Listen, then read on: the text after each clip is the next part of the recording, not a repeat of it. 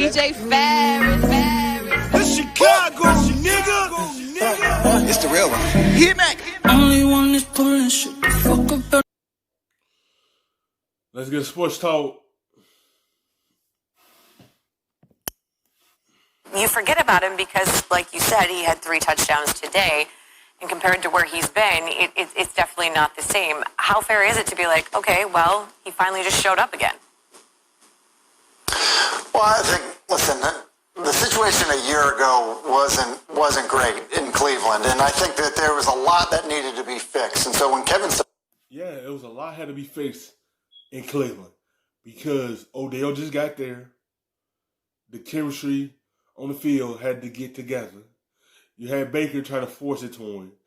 That's what hurt Cleveland last year because he put it in harm's way because he was trying to do too much to get the ball to him instead of spreading it out, or if it ain't there, throw it away. He tried to give it to him, and it was so much there, complications. And this year, you see it's flowing better now. You see it's working out so far this season. You forget about him because how that season went last year. And some of this year was kind of low a little bit. He wasn't really getting it going. Then now it's a turnaround, and now they give him the ball to him, and now he's making an impact for Cleveland. And it's bringing the confidence there and for Odell Beckham. Stefanski comes in, he's got a lot on his plate, and many of those things bigger than just, hey, get 13 the ball. Now, it's obviously something that they want to do, but he's also trying to build for the long haul. And so, each and every week isn't going to look like this week against the Dallas Cowboys. He is a great player. Everyone knows that there's talent there. But I think one of the reasons Kevin Stefanski is there is not to make it about Odell Beckham. It's about to make it about the Browns organization and how to make them a better football team and more competitive. And there will be weeks where it'll be quiet, and there will be weeks where it's huge. That's just how it'll go. And quite honestly, that's the best thing for that football team. I do want to ask very quickly, and again, we don't know exactly what. Nicole did the highlight. Nick Chubb did leave the game. It's the knee injury. He left in the first quarter. He did. They're from what we're hearing, the Browns are cautiously optimistic. They don't think he tore his ACL, but again, we're still waiting on some reports from that. Tim, if he was to miss any time, how significant is that to that Browns offense? Yeah, it's a big deal. He's a very good runner. Listen, they have a good runner behind him in Hunt, and so I think that, some of the investments they've made on the... And it's a big part of their offense that they're losing. That's the main reason they re-signed Kareem Hunt, just in case of these type of moments. First running back going down, now you have a good backup that could come in that was a Pro Bowler. And now you got Kareem Hunt to pick up that slack.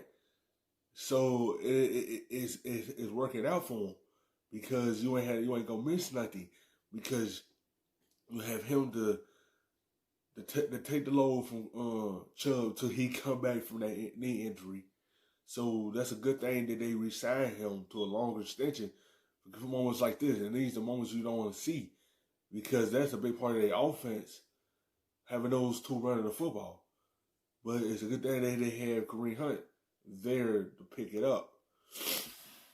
Offensive line, have started to pay off. You could see it. You could see it today against the Dallas Cowboys. And so, the benefit that they do have is they have another very capable back behind Nick Chubb. So you hope that he's okay. But they are in a situation where they have depth at the position. I do want to go back to the Dallas Cowboys, who obviously defense was optional, but also that record of 1-3 under a new coach in Mike McCarthy. How much pressure should be on McCarthy right now? The one takeaway that I get from this game is the Cowboys are not going to give up. And we saw that with the Falcons game. They made it a game. They could have easily...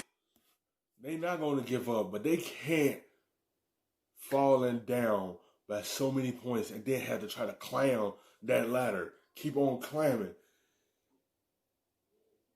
They don't need to keep falling out like this. It's some holes that need to be fixed. The defense had to play better. the offense have to get out to a better start. Only good takeaway from this, the division is still up for grabs. So any time they can win this division, because everyone in that division is 1-3 and 0-4. So anyone in this division can win it because no one is run away with it. That's the only good part about this. But they still had to pick it up more. They had to get the better starts more. Defense have to play better. Folded the cards and say, look, we're not going to get back into this one, but they got back in it. Versus the Falcons, we all saw the onside kick. They win that football game. And then this game in particular, they're down by a lot, and then they make their way back, and they make it a close game. So if anything you take out of it, you take that, look, this team is going to fight for 4 quarters, and they're not going to give up. So Mike McCarthy, he's got a lot of work to do. We all see that. But first-year head coach, I think there was a little bit unrealistic expectations of where they should be instantly because they have Mike McCarthy. I love that Nicole mentioned pressure and Mike McCarthy because I fully understand they're sitting at 1-3. But I'm watching these games and thinking the pressure's now on Jerry Jones because Dak Prescott's throwing like 900 yards a game. I mean, this dude is playing 502 today. Absolutely. He's in a good division right now. And he certainly is. But I'm asking you in terms of, because we're always on Dak contract extension watch. He's obviously playing under the tag right now. If you're Dak Prescott's team, despite the fact that you're 1-3, are you feeling good about what he's showing you right now? Yes and no. Okay. Yes, with the yardage and the production, but no. No. Yes, he put up the yardage, but it's not leading to wins. It's not helping his team go out there every Sunday or Thursday or Monday and putting up the wins. Yeah, you have the numbers, but you also have to have the W's behind it. This is good for him because now everything going to be in his favor this offseason. It ain't no debate. It ain't no holding out from him. They had to get him his contract on that table.